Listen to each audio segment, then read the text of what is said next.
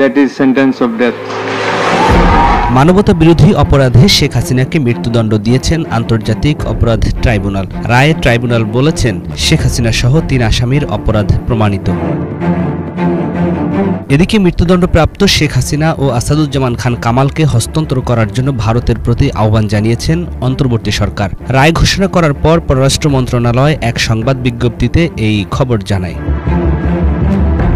প্রশ্ন উঠেছে, শেখ হাসিনাকে ভারত ফেরত দেবে? কারণ ২০২৪ সালের ডিসেম্বরেই শেখ হাসিনাকে ফেরত চেয়ে নয়াদিল্লিকে কূটনৈতিক চিঠি বা ভার্বাল নোট পাঠিয়েছিলেন মোহাম্মদ ইউনূসের নেতৃত্বাধীন বাংলাদেশের অন্তর্বর্তীকালীন সরকার। ওই চিঠির প্রাপ্তি স্বীকারও করেছিল ভারত। সেই চিঠি পাওয়ার পর ১ বছর ঘুরতে চললেও ভারত সেটি নিয়ে এতদিন একেবারেই চুপচাপ বসেছিল।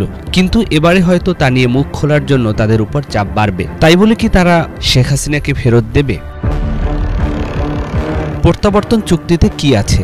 বাংলাদেশ ভারতের মধ্যে ২০১৩ সালে স্বাক্ষরিত প্রত্যর্পণ চুক্তিতে একটি গুরুত্বপূর্ণ ধারা আছে, আর সেটা হলো, যার হস্তান্তরের জন্য অনুরোধ জানানো হচ্ছে তার বিরুদ্ধে অভিযোগটা যদি রাজনৈতিক প্রকৃতির হয় তাহলে সেই অনুরোধ খারিজ করা যাবে। তবে কোন কোন অপরাধের অভিযোগকে রাজনৈতিক বলা যাবে না সে তালিকাও বেশ লম্বা। এর মধ্যে হত্যা, গুম, অনিচ্ছাকৃত হত্যা ঘটানো, বোমা বিস্ফোরণ ঘটানো ও সন্ত্রাসবাদের মতো নানা অপরাধ আছে।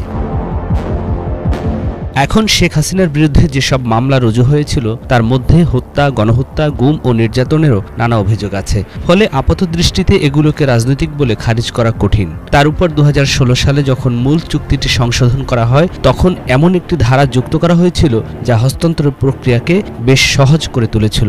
সংশোধিত চুক্তির ১০-৩ ধারায় বলা হয়েছিল, কোনো অভিযুক্তের হস্তান্তর চাওয়ার সময় অনুরোধকারী দেশকে সেই সব অভিযোগের পক্ষে কোনো সাক্ষ্য প্রমাণ পেশ না করলেও চলবে। শুধু সংশ্লিষ্ট আদালতের গ্রেপ্তারি পরোয়ানা পেশ করলেই সেটিকে বৈধ অনুরোধ হিসেবে ধরা হবে। তাহলে হাসিনাকে ফেরাতে দুশ্চিন্তা থাকার কথা নয় বাংলাদেশ সরকারের। কিন্তু এর পরেও চুক্তিতে এমন কিছু ধারা আছে যেগুলো প্রয়োগ করে অনুরোধ প্রাপক দেশ তা খারিজ করার অধিকার রাখে। যেমন, অনুরোধ প্রাপক দেশেও যদি ওই ব্যক্তির বিরুদ্ধে কোনো প্রত্যর্পণযোগ্য অপরাধের মামলা চলে তাহলে সেটা দেখিয়ে অন্য দেশের অনুরোধ খারিজ করা যায়। শেখ হাসিনার ক্ষেত্রে অবশ্য এটা প্রযোজ্য নয়, কারণ ভারতে তার বিরুদ্ধে কোনো মামলা হচ্ছে না বা অচিরেও হওয়ার সম্ভাবনা নেই। দ্বিতীয় ধারাটি হলো, যদি অনুরোধ প্রাপক দেশের মনে হয় অভিযোগগুলো শুধুমাত্র ন্যায় বিচারের স্বার্থে সরল বিশ্বাসে আনা হয়নি, তাহলেও তাদের সেটি নাকচ করার ক্ষমতা থাকবে। অভিযোগগুলো যদি সামরিক অপরাধের হয় যা সাধারণ ফৌজদারি আইনের পরিধিতে না পড়ে তাহলে একইভাবে অনুরোধ নাকচ করা যাবে। ফলে ভারত এখনও অনায়াসেই বলতে পারে শেখ হাসিনা বাংলাদেশের সঠিক ও সুষ্ঠু বিচার পেয়েছেন বলে তারা মনে করছে না এবং সে কারণে তাকে হস্তান্তর করা সম্ভব নয়। অর্থাৎ অভিযোগগুলো শুধুমাত্র ন্যায় বিচারের স্বার্থে সরল বিশ্বাসে আনা হয়নি, এই ধারাটি ব্যবহার করেই তখন প্রত্যর্পণের অনুরোধ নাকচ করা যাবে বলে দিল্লির অনেক পর্যবেক্ষকের অভিমত।